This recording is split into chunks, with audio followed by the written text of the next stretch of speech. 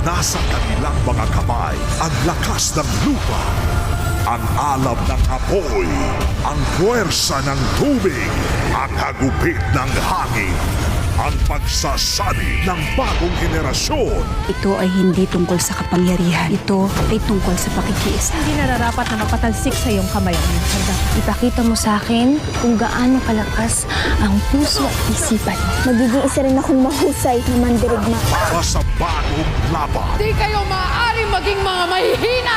Ang kinakaharap nating mga kalaban ay hindi biro. Ang bagong pag-asa ng Encantadia. Esta Secto! Via Evo Messi.